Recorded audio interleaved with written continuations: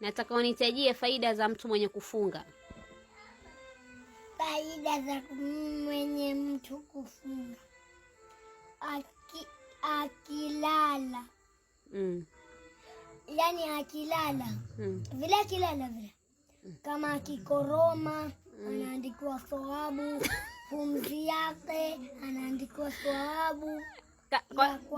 Kwa hiyo mfano kama mtu kalala hajakoroma haandikiwi thawabu. Anaandikiwa maana ile pumzi yake pia ukilala sana unatoa pumzi na unakoroma.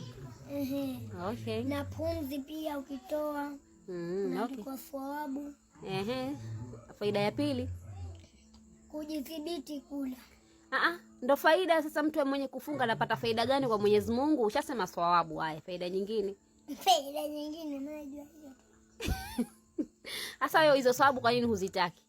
Mimi nazitaka. Mbona hufungi? Leo funga ya ngapi? Leo funga ya pili. 1:30. Maana funga ya leo hujaimaliza. Maliza. Kama hujaimaliza usipewe mke.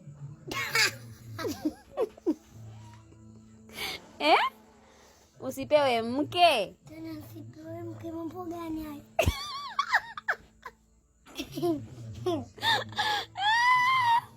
Vipi? Mambo gani hayo?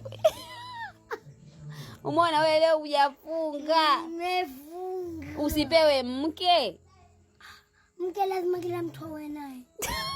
Ukitoa mahari tu, mtashakuja.